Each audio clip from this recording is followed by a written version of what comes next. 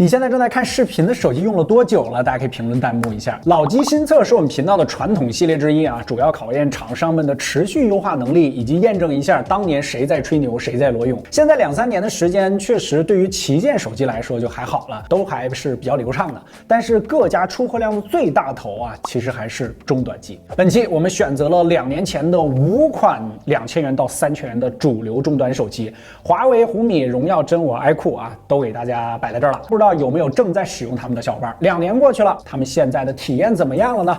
好，打个双就，欢迎收看本期小白测评。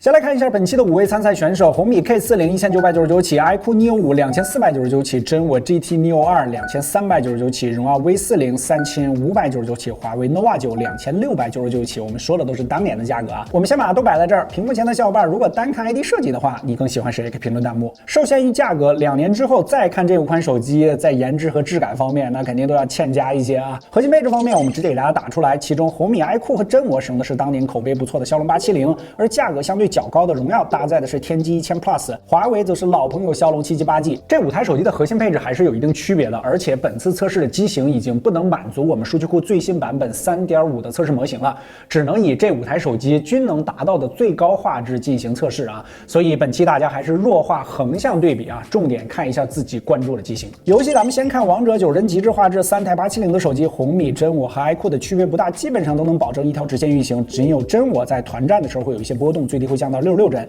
天玑1000 Plus 的荣耀波动要更加明显，大团必掉帧，严重影响了我们小伙伴的发挥。哎，又死了！这什么机器啊？卡死了！不行，这绝对不是我的问题，就是机器的问题，太卡了。而718G 的华为波动要更加明显，且在25分钟之后直接锁了70帧。除了华为荣耀的表现较差之外，其他的还可以。我荣耀分明90多帧，你为什么说它表现差？你就是故意黑我荣耀？你没看见是提帧策略吗？都上到94帧去了，就它是提帧策略。帧率表现，你看它波动这么大，它就是差呀。而且你看它功耗那么高。但红米、荣耀、华为都降了亮度啊，到200尼特左右了。打荣耀还降亮度，确实让我们有些出乎意料啊。而且，虽然我降了亮度，但是我温度还高。最高的华为甚至已经来到了46.8摄氏度，让我们在寒冷的冬天也能感受到一丝温暖。同样，他们的功耗也不低，这个荣耀的王者功耗已经来到了5.4瓦，这已经和现在旗舰机的原神功耗差不多了。其他4台均在4瓦左右啊。总体下来，其实不管什么处理器啊，这5台手机的表现都可以说是很一般啊。处理器差一些的那就更不用说了。iQOO 是他们之中相对来说表现要好一些的那个，王者荣耀都这样了，那他们还能不能玩原神呢？直接说结论，如饵。首先，原神在开启高画质之后，我们第一眼就发现了部分机器并不能达到基础的 720P 测试标准。我们专门数了一下啊，果然不出所料，5台手机中，红米、真我、荣耀是正常的 720P， 而 iQOO 和华为要更低一些，华为是675P。别着急 ，iQOO 这边更低啊，576P 啊，大家要注意一下。实测红米和 iQOO 的平均帧率都有50多帧，看着挺高啊，但游戏体验可以说比较糟糕。大家看一下这个帧率曲线，基本上就是5个字：波动巨大。尤其是红米 K40， 这个帧率下机身温度最高已经到了50摄氏度，而且它的亮度还降到了110尼特。110什么概念？就是基本你已经快看不清屏幕了。再配上高发热和卡顿，这游戏体验非常糟糕。iQOO 要稍微好一些，毕竟它的画质比较差嘛，但是温度也达到了47摄氏度，亮度也降到了250尼特。华为、荣耀这俩兄弟咋说呢？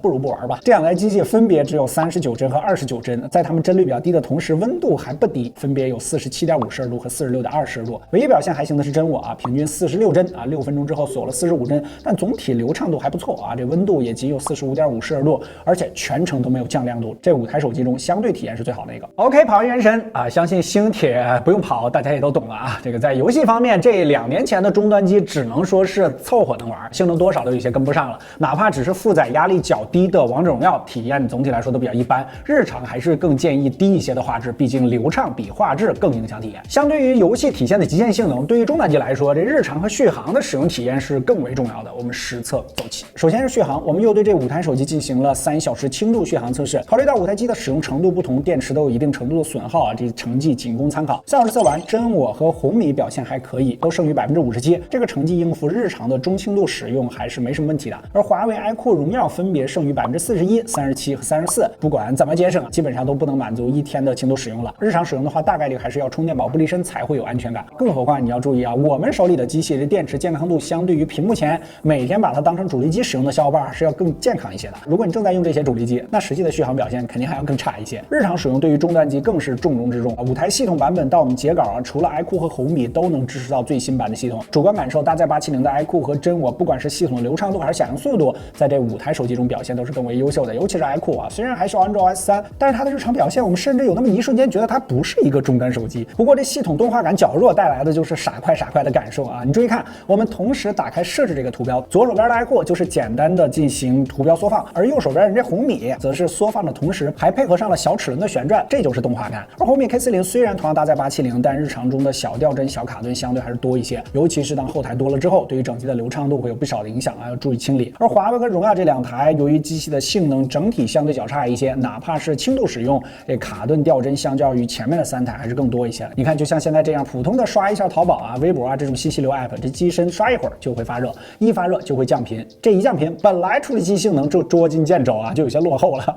那就变得更弱了。随之而来的就是一系列的肉眼可见的掉帧啊、卡顿啊，这个总体体验来说还是比较糟糕的。轻度使用勉强还行，但是中度感觉都要说算了。手里有闲置手机数码产品的小伙伴可以到山小白 APP 估价回收，我们承诺真实报价，不会恶意折价啊！赶紧到各大应用商店搜索山小白免费估价啊，价格合适你再回收。日常这一机器的表现基本也延续到了拍照方面，然后和华为的奇永框会出现一些卡顿，成像速度也略慢，尤其是拍摄夜景的时候。红米 iQOO 和真我，这毕竟870嘛，不会有这个问题，整体体验要更好。至于拍照水平，那自然是不能和现在的机器比了。我们随便拍了一些，这个大家可以看一下，在白天其实并不能拉开什么明显的差距。夜景方面和白天区别不大啊，荣耀、华为、红米的表现较差，真我则是中规中矩，而 iQOO 则是这5台手机中表现最好的，不管是对高光的压制还是阴影的细节。没想到一个主打游戏的手机，2年之后反而是拍照综合表现相对较好的那个，让人有些意外。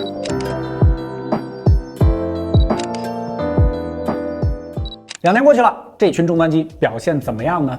日常流畅度上，我们主观认为 iQOO 和真我相对来说还是较好一些的，这华为和荣耀要稍差一些，处理器确实这差着硬实力呢啊。而打游戏的话，除了荣耀、华为基本不太行之外，都还是凑合能玩吧。影像拍照方面也基本如此，总体符合我们的预期。毕竟硬件确实有些跟不上了，只能不停的系统软件优化了。买终端机想要用的久一些啊，多重视处理器这句话，其实在现在依然是没啥毛病的。前段时间罗总发了个微博说，这个红米 K40系列至今还有700万的用户啊，正在使用的小伙伴可以扣分1，这700万绝对不是一个小数字，侧面也说明了终端市场多么庞大。其实每家旗舰机每次宣传的时候都比较猛，但是出货量的大头其实还要看终端机。我们总说现在安卓不卡了，这旗舰机确实挺流畅没啥问题，但是用着旗舰手机的人可能1年一换啊，这个不差钱，预算要更多一些，但大多数人用着性能一般的硬件却一盯就是好几年，这才是这个社会之中最广泛的沉默的大多数。如果可以给他们足够有诚意的硬件，足够有诚意的产品，做好终端手机和做好旗舰机其实是同样重要的啊，也很值得炫耀。OK， 本期就到这儿。如果觉得这期片子对你产生了一点帮助的话，记得下方给我们点个赞，特别感谢。更多的和精彩，大家在圈搜索关注小白测评，我是陈铁，我们下期视频再见。